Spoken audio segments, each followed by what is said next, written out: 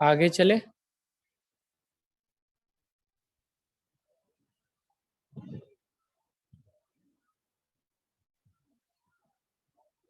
Hello. Yes sir. Okay okay, yes sir.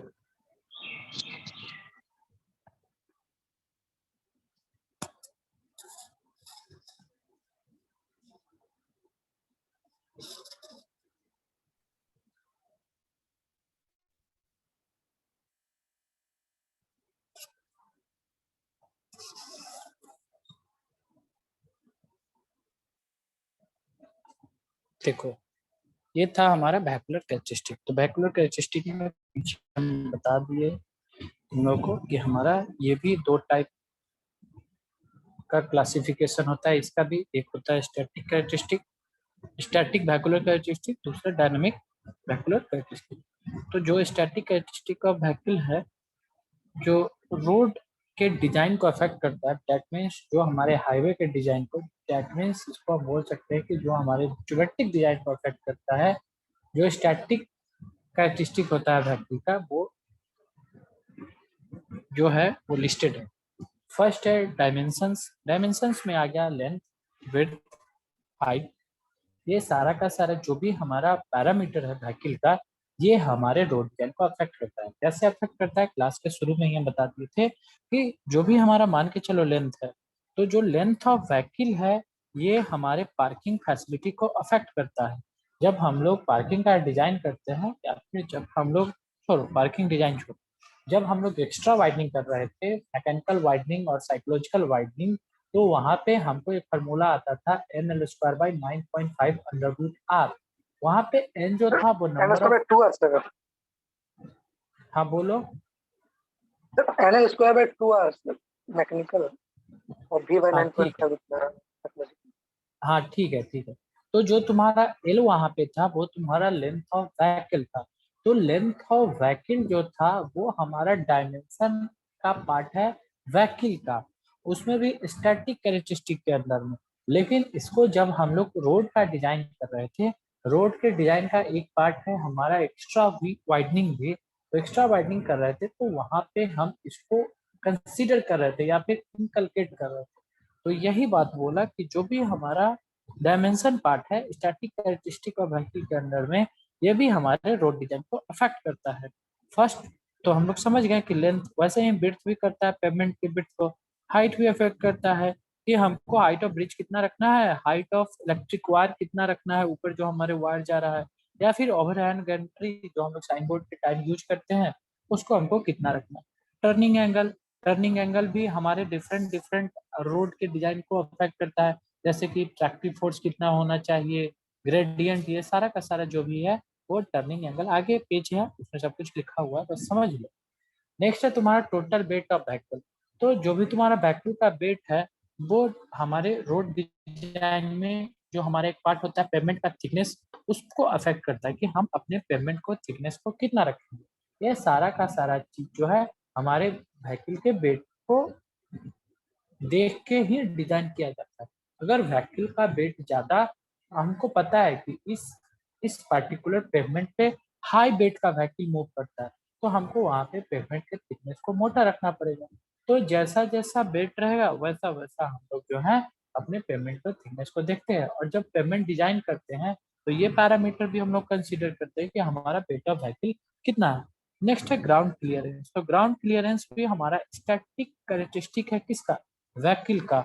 और ये भी हमको रोड के डिजाइन के टाइम देखना पड़ता है कि हम अपने बम के हाइट को कितना देते हैं, या फिर जो हमारा ठोकर होता है उसी को बम बोलते हैं।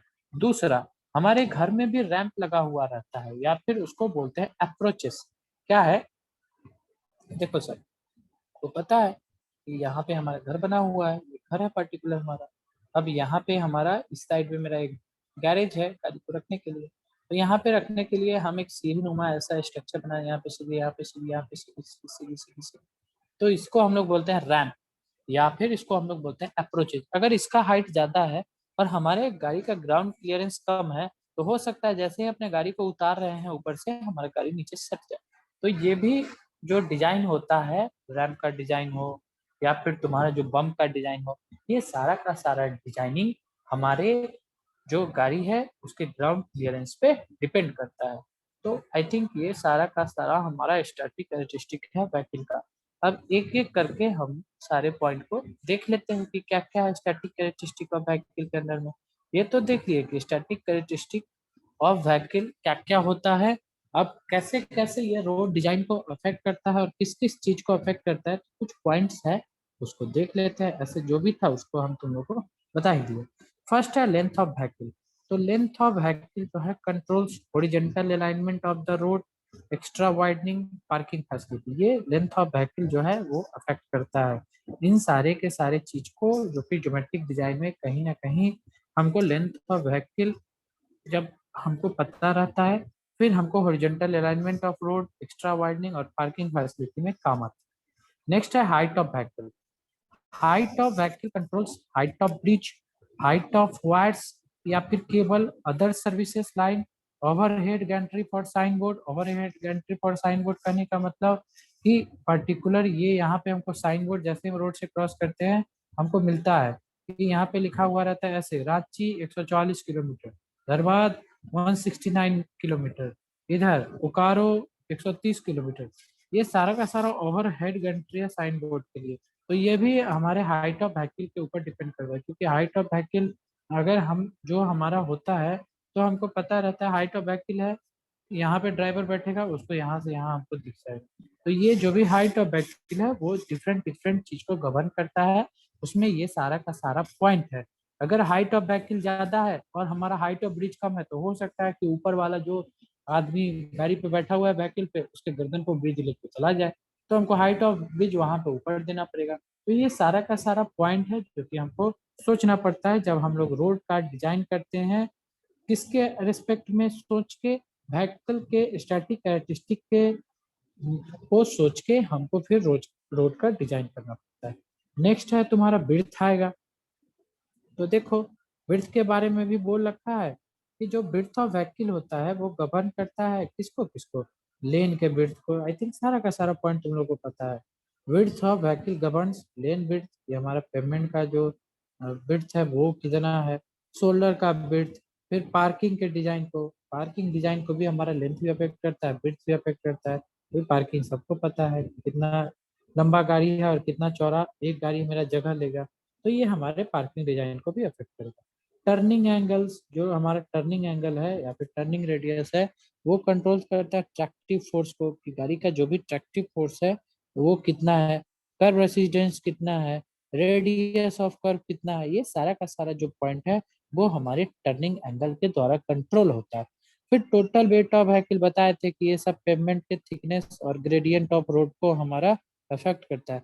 हाँ, बहुत ज्यादा वेट का व्हीकल है और ग्रेडियंट बहुत ज्यादा है तो बेचारा चढ़ ही नहीं पाएगा। स्टीप ग्रेडियंट है या फिर माउंटेनियस ग्रेडियंट है तो हाई वेट का व्हीकल उस पर चढ़ ही नहीं पाएगा।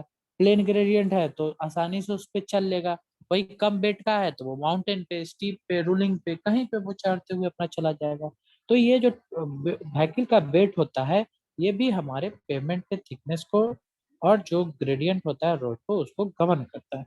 नेक्स्ट है तुम्हारा ग्राउंड क्लियरेंस। तो जो ग्राउंड क्लियरेंस है वो तुम्हारे बम्प के हाइट को, मतलब ठोकर के हाइट को, और जो तुम्हारा अप्रोचेज है या फिर रैंप है जो कि घर में हम अपने जनरली प्रोवाइड करते हैं गाड़ी को उतारने और चढ़ाने के लिए अपने गैरेज से, तो वो भी हमारे व्हीकल के ग्राउंड क्लियरेंस से डिफाइंड होता है या फिर डिसाइडेड होता है।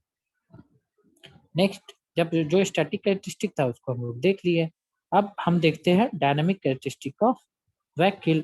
तो जो भी हमारा व्हीकल का डायनामिक कैरेक्टरिस्टिक है उसको देख लो।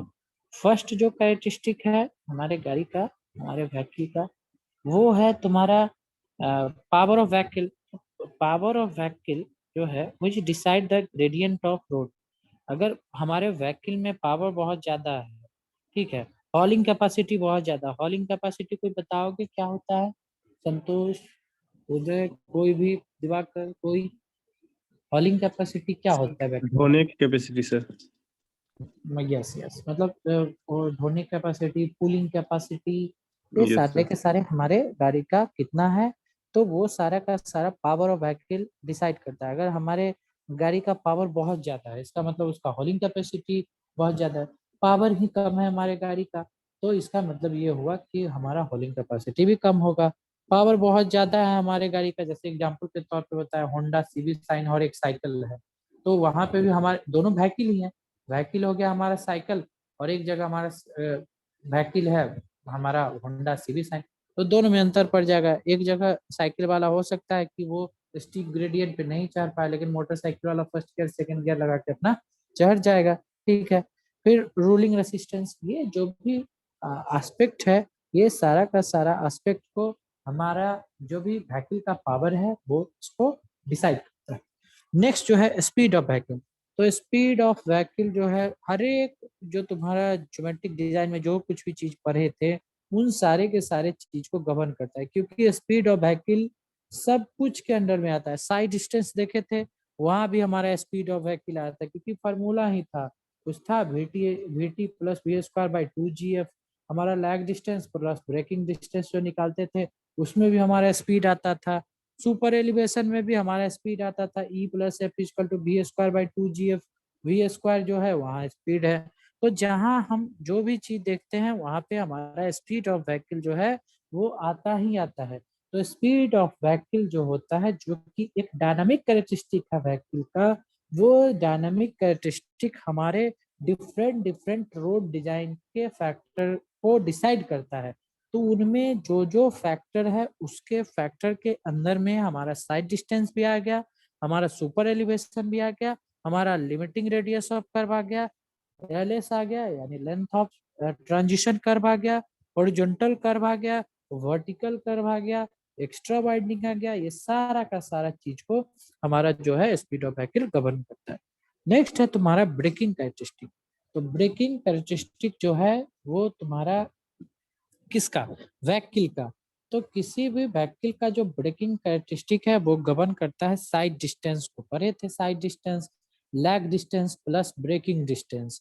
तो लैग डिस्टेंस हमारा हो जाता था कि हम व्हीकल को देखे और उसका देखने और ब्रेक अप्लाई करने के बीच में जो टाइम लगा देते थे वो हम बोल देते थे लैग डिस्टेंस। फिर ब्रेक अप्लाई किए, लेकिन तुरंत ब्रेक अप्लाई करने के बाद मेरा गाड़ी नहीं रुकता था, थोड़ा ना थोड़ा डिस्टेंस को कवर कर लेता था, तो वो हमारा टोटल का टोटल स्टॉपिंग साइड डिस्टेंस बनता था। तो वहां पे हम अपने गाड़ी को जो स्टॉपिंग साइड डिस्टेंस जो था हम कैलकुलेट कर रहे थे कि पर्टिकुलर हमारे इस स्ट्रेच का स्टॉपिंग साइड डिस्टेंस या फिर इस व्हीकल कितना स्टॉपिंग साइड डिस्टेंस लेगा, एस कितना हो गया। तो उसके लिए हम लोग lag distance plus braking distance भी कैलकुलेट करते थे। तो हमको अच्छे से याद है कि जब हम लोग साइड डिस्टेंस कैलकुलेट करते थे, वो SST हो OST हो, वहां पे हमारे व्हीकल का जो ब्रेकिंग कैरेक्टरिस्टिक था ये भी गवर्न करता था। फिर ब्रेकिंग इफिशियंसी, हर एक व्हीकल का अपना अलग अलग ब्रेकिंग इफिशियंसी होता है। इस व्हीकल का जितना अच्छा ब्रेकिंग इफिशियंसी उतना हमारा व्हीकल सेफ रहेगा। तो ये सारा का सारा जो फैक्टर है, ये सारा का सारा factor braking characteristic of vehicle से गवर्न होता है। फिर deceleration, impact on road material, अगर ब्रेकिंग इफिशियंसी, अच्छा बताओ कोई हमको, आई थिंक कौन बताएगा, सौरभ तुम ही बताओ।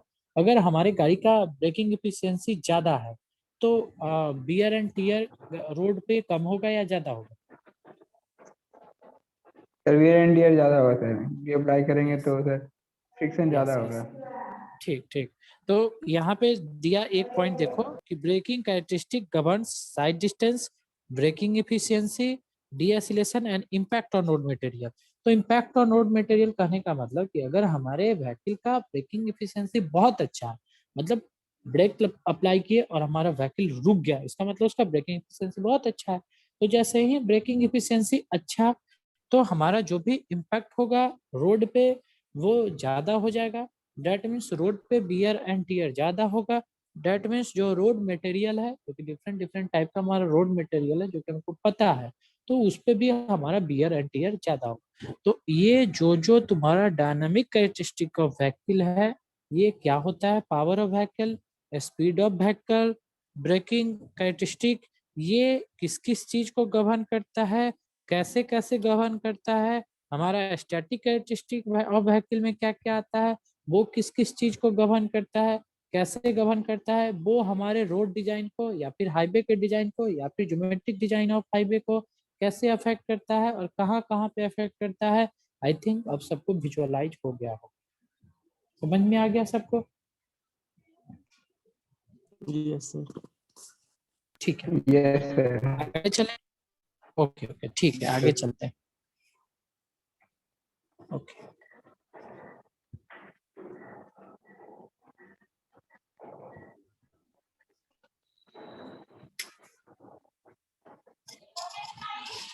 ये बढ़ क्यों नहीं रहा है?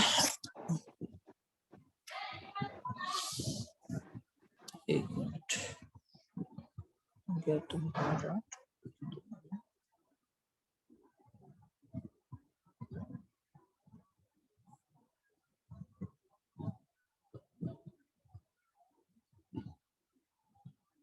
अच्छा अच्छा, चलो ठीक है, इसके आगे पेज ही नहीं है तो बताते हैं आगे इसके क्या है।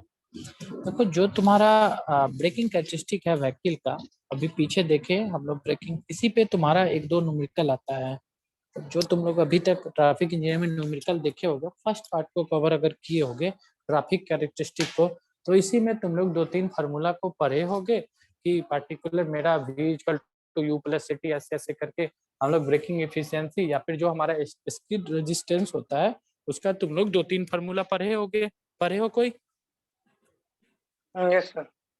ओके, तो देखो क्या होता है कि जो हमारा व्हीकल का ब्रेकिंग कैरेक्टरिस्टिक है, जो हमारा व्हीकल का यहाँ पे देख रहे हैं कि हम ब्रेकिंग कैरेक्टरिस्टिक, तो हम यहाँ पे देखें कि जो हमारा ब्रेकिंग कैरेक्टरिस्टिक है ये तो इन सारे के सारे चीज को गवर्न करता है। साइड डिस्टेंस को गवर्न करता है, ब्रेकिंग एफिशिएंसी को गवर्न करता है, डीएसिलेशन को गवर्न करता है, इम्पैक्ट ऑन रोड मटेरियल को गवर्न करता है। लेकिन जो ब्रेकिंग कैरेक्टरिस्टिक है व्हीकल का, ये भी हमारे कुछ कुछ चीज पे डिपेंड करता है। और हमारा जो ये बताएं कि क्या क्या चीज पे डिपेंड करता है, इस डिपेंडेंसी के अनुसार हम लोग ब्रेक टेस्ट करते हैं, मतलब हम लोग ब्रेकिंग टेस्ट को परफॉर्म करते हैं। और ब्रेकिंग टेस्ट को परफॉर्म करने के बाद हम लोग स्कीड रेजिस्टेंस को निकालते हैं, मतलब एफ के वैल्यू को निकालते हैं। उसके लिए जो हमको 2-3 चीज चाहिए, उसमें हमको ब्रेकिंग डिस्टेंस का पता होना चाहिए, हमको इनिशियल स्पीड का पता होना चाहिए, फिर हमको एक्चुअल ड्यूरेशन ऑफ ब्रेक जो एप्लीकेशन है उसका पता होना चाहिए। इसके बेसिस पे हम लोग 2-3 चीज को निकालते हैं। जैसे एक फार्मूला था हमारा मोशन का v equal to u plus ct। अब क्या क्या है ये बताते चलते हैं, रुको।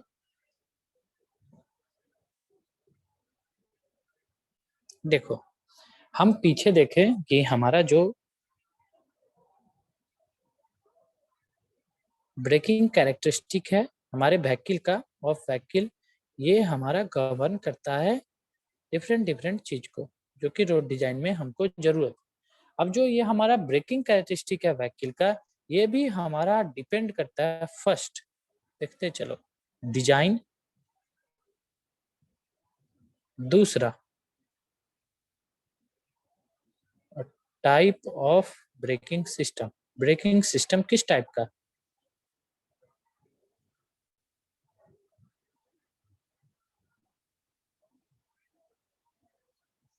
मतलब जो हमारा ब्रेकिंग कैरेक्टरिस्टिक है व्हीकल का वो तो गवर्न करता है साइड डिस्टेंस को, वो हमारे ब्रेक इफिशियंसी को, इम्पैक्ट ऑन रोड मटेरियल को गवर्न करता है।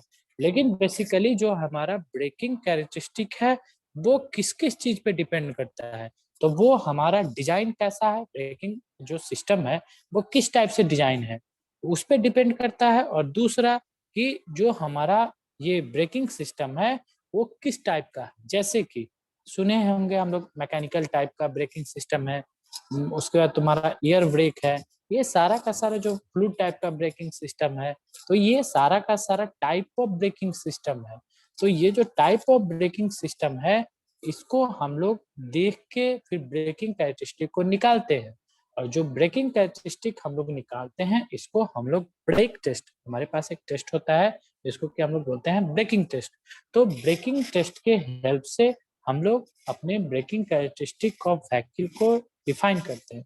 तो हमारा बेसिक एम ये होता है कि हम अपने स्किड रेजिस्टेंस को फाइंड करें, मतलब एफ के वैल्यू को फाइंड करें, मतलब ब्रेकिंग रेजिस्टेंस को हम लोग एफ से डिनोट करते हैं। तो हमारा बेसिक एम होता है कि हम अपने व्हीकल के एफ को फाइंड करें। नेक्स्ट क्लास में इसका जो भी तुम्हारा हैंड रिटन नोट्स है उससे भी तुम लोगों को दिखा देंगे। बस जो बताते जा रहे हैं वो सेम का सेम चीज है। क्या बताएं कि जो ब्रेकिंग कैरेक्टरिस्टिक होता है वो तुम्हारा डिपेंड करता है कि हमारा जो ब्रेकिंग कैरेक्टरिस्टिक मतलब ब्रेकिंग कैरेक्टरिस्टिक जो है पीछे जो हम लोग देखे उसका डिजाइनिंग कैसा है और वो टाइप ऑफ ब्रेकिंग सिस्टम कैसा है।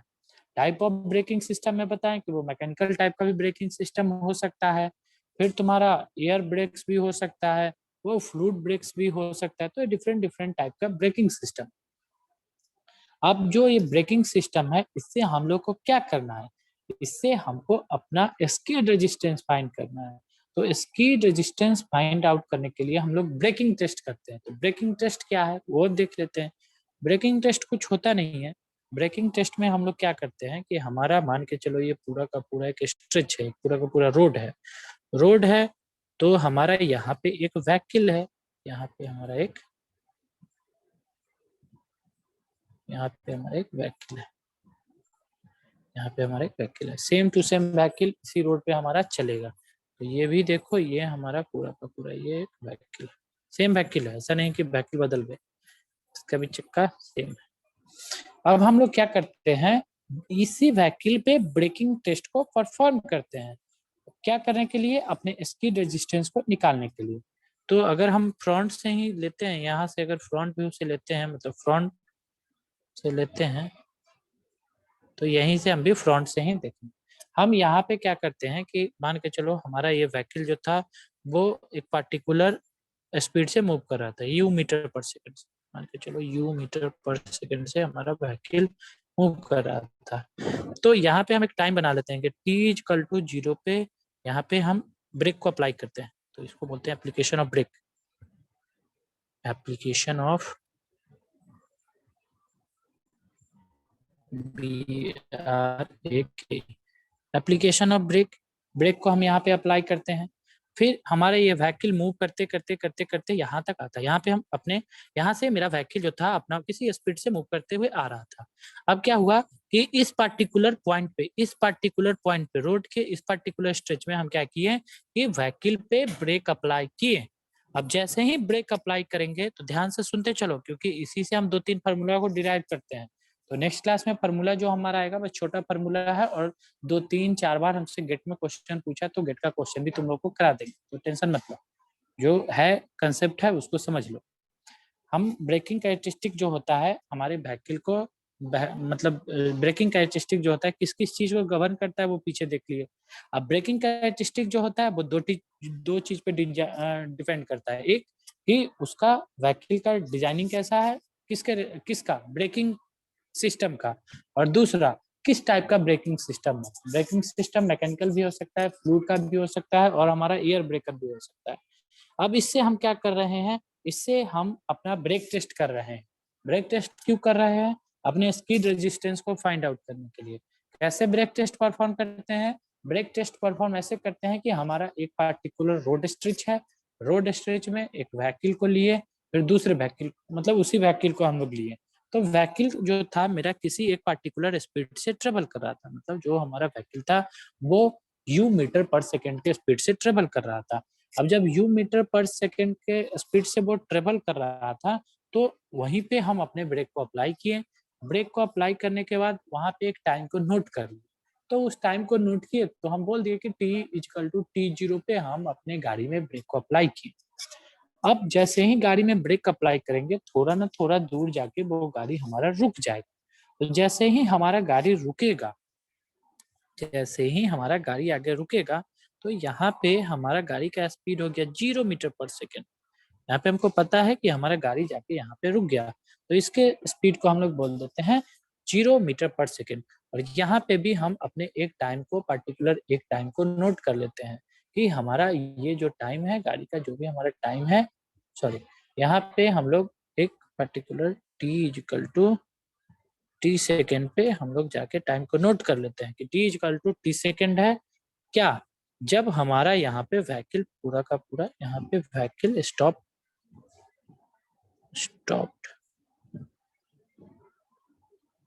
कंप्लीटली,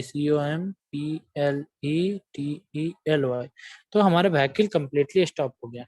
क्या क्या किए, फिर हमारे पास यहाँ पे देखो सबके सब, यहाँ पे एक हमको लेंथ भी मिल जाता है, यहाँ पे हमको एक लेंथ भी पूरा का पूरा हमको मिल जाता है।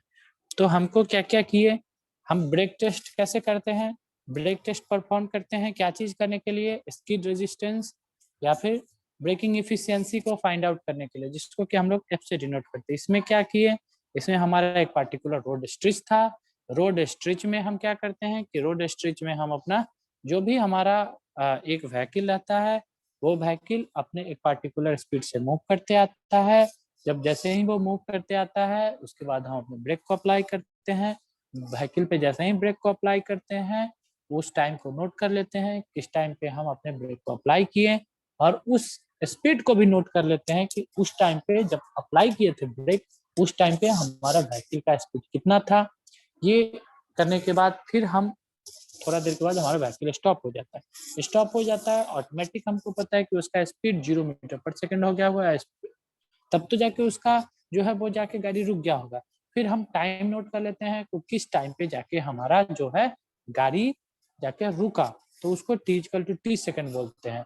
अब गाड़ी पे जब हम ब्रेक अप्लाई किए और गाड़ी जब जाके रुका, इन दोनों के बीच में हमारा गाड़ी एक कोई ना कोई डिस्टेंस को कवर कर लेता है, तो इसको हम लोग बोल देते हैं कि हमारा गाड़ी जो है L मीटर जो है कवर कर लिया। अब यहाँ पे हम लोग को 3 पैरामीटर को नोट करना पड़ता है अपने स्किड रेजिस्टेंस को फाइंड आउट करने के लिए। इसी को हम लोग बोल देते हैं ब्रेकिंग डिस्टेंस। L जो आया, इसी को हम लोग बोल देते हैं ब्रेकिंग डिस्टेंस।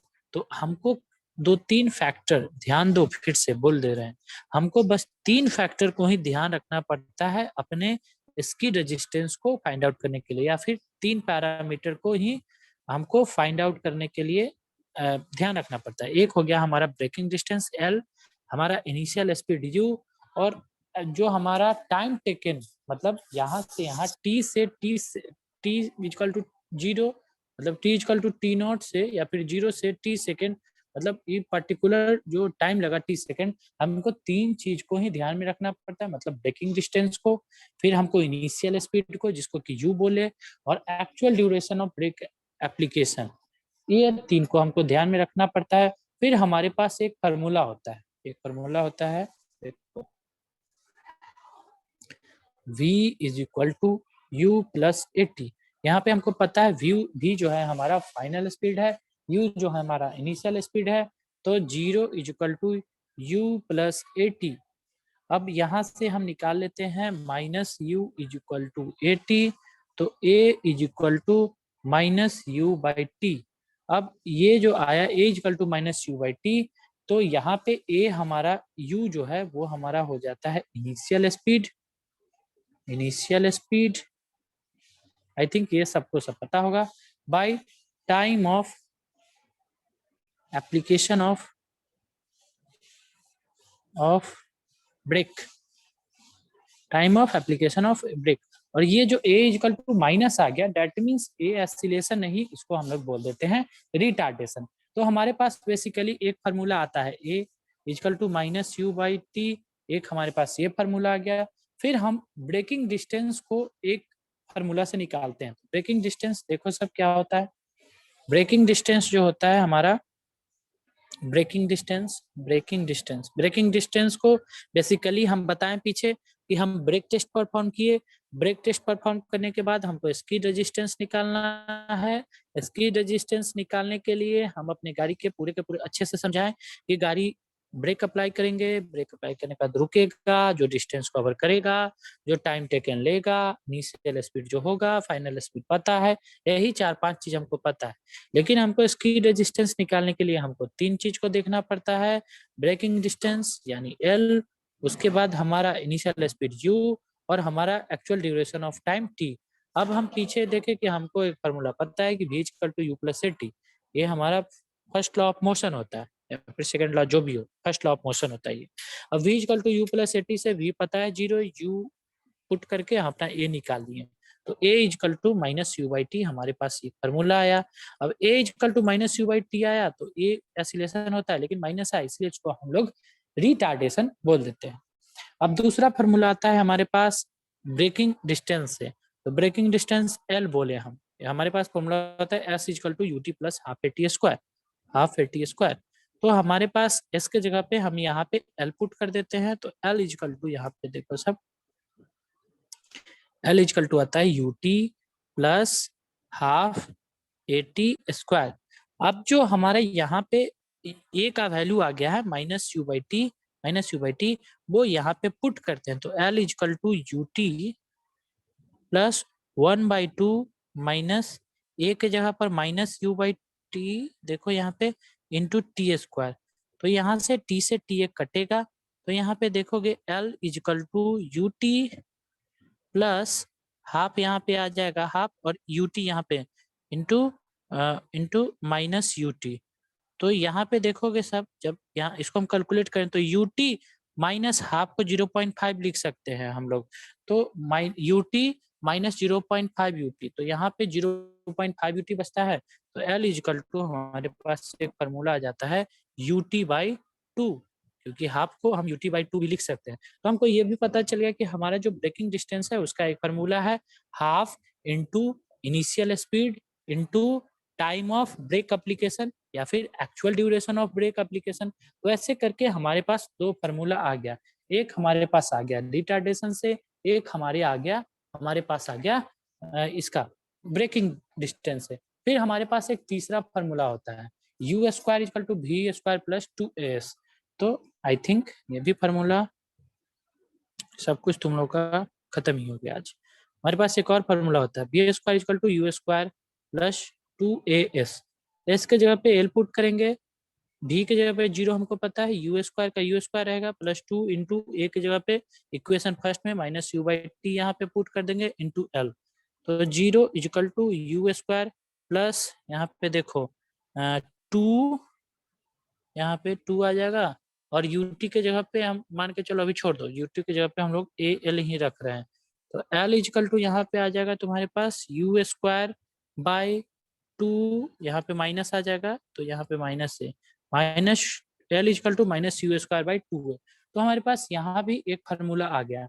अब क्या करते हैं कि हम अपने काइनेटिक एनर्जी को बराबर करते हैं वर्क डन से, और हम एक फार्मूला वहां से निकालते हैं l equal to u square by 2gf।